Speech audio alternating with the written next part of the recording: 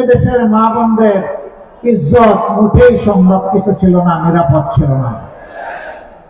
কিন্তু শাসন ব্যবস্থার তোপে মাথায় একজন নারী বসা ছিলেন, তাকে তারা নাম দিয়েছিল মাদার অফ হিউম্যানিটি।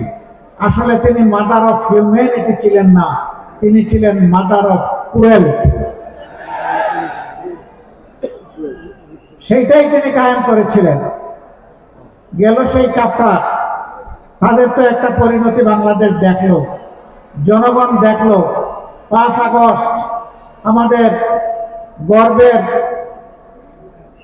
সন্তানদের বুক চিতিয়ে যুদ্ধ করার ফলে গোটা জাতি তাদের পাশে দাঁড়িয়েছিল বলে আলহামদুলিল্লাহ আল্লাহ তাআলা এই জাতিকে নাজাত দিলেন। আমি আজকের এই মঞ্চে দাঁড়িয়ে 24-এর সকল শহীদকে বিশেষভাবে স্মরণ করছি, অন্তরের অন্তঃস্থল থেকে তাদের প্রতি শ্রদ্ধা জ্ঞাপন করছি। ঈমান নিয়ে দুনিয়া থেকে বিদায় নেওয়া লোকগুলোকে আল্লাহ তাআলা শহীদ হিসাবে কবুল করুন। 2009 সালের 25 এবং 26-এ ফেব্রুয়ারি পিলখানার হত্যাকাণ্ড থেকে শুরু করে 24-এর 5ই আগস্ট পর্যন্ত ফ্যাসিবাদী শাসক গোষ্ঠীর হাতে যারাই নিহত হয়েছেন, আল্লাহ তাদের সকলকে শহীদ হিসাবে কবুল করুন। অসংখ্য মানুষ আহত পঙ্গু হয়েছেন, অসংখ্য মানুষ, লক্ষ লক্ষ মানুষ দফায় দফায় জেলে গিয়েছেন। আর আমাদেরকে তো আমাদের অনেক কিছুই শেষ করে দেওয়া হয়েছিল। নির্বাচন কমিশনে আমাদের নিবন্ধন গায়ের জোরে বেআইনিভাবে বাতিল করা হয়েছিল। ইনসাফের প্রতীক দাড়িপাল্লা কেড়ে নেওয়া হয়েছিল। শেষ পর্যন্ত আমাদেরকে নিষিদ্ধও করা হয়েছিল। আমাদের 11 জন সিনিয়র নেতাকে হত্যা করা হয়েছিল। 1000-এর কাছাকাছি সহকর্মীকে হত্যা করা হয়েছিল। আমাদের অসংখ্য ভাইদেরকে আয়না করে বন্দী বানানো হয়েছিল। আমাদের নেতৃবৃন্দের ঘর বাড়ি বুলডোজার দিয়ে ভেঙে দেওয়া হয়েছিল।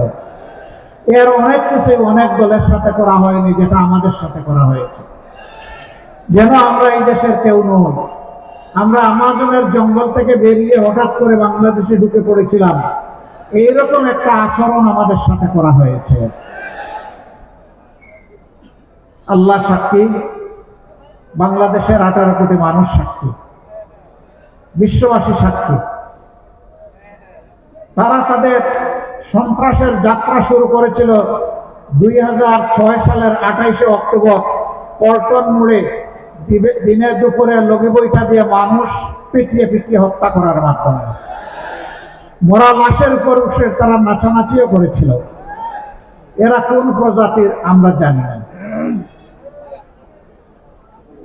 আল্লাহ তাআলা সেই অবস্থা থেকে জাতিকে মুক্তি দিয়েছেন, আলহামদুলিল্লাহ। আমরা ছিলাম সবচেয়ে বড় মজলুম। আমরা তো ওইরকম মামলা করলাম না। আমাদের করা মামলায় তো শত শত আসামি নাই। আমরা আমাদের লোকদেরকে বলেছিলাম, অবশ্যই ন্যায় বিচার পাওয়ার অধিকার সকলের আছে, আদালতের আশ্রয় নেওয়ার অধিকার আছে, কিন্তু সাবধান, একটা নিরীহ মানুষকেও আপনার অভিযোগের তালিকায় অন্তর্ভুক্ত করতে পারবেন না।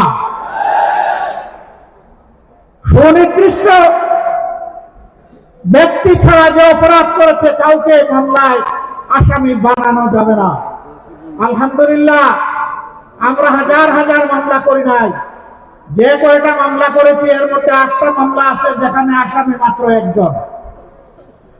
কারণ ওখানে আমরা দ্বিতীয় কোনো দোষী ব্যক্তি খুঁজে পাইনি, এই জন্য একজনকে আসামি বানিয়েছি। আমরা যাদেরকে আসামি করেছি তাদের কারো কাছ থেকে আমরা চান্দা বাট্টা উঠাই নাই।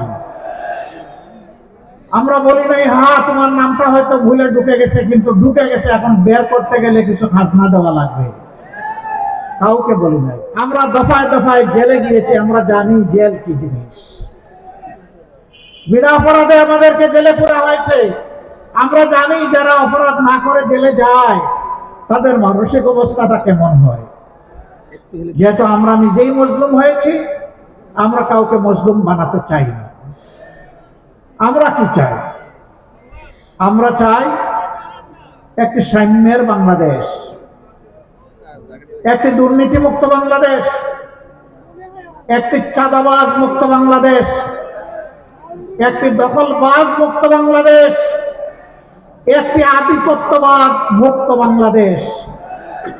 আমরা চাই আমাদের যুব সমাজ যে দাবি নিয়ে, মৌলিক দাবি নিয়ে রাস্তায় নেমেছিল আর চিৎকার দিয়ে বলেছিল উই ওয়ান্ট জাস্টিস, আমরা চাই সেই ন্যায় বিচারের বাংলাদেশ।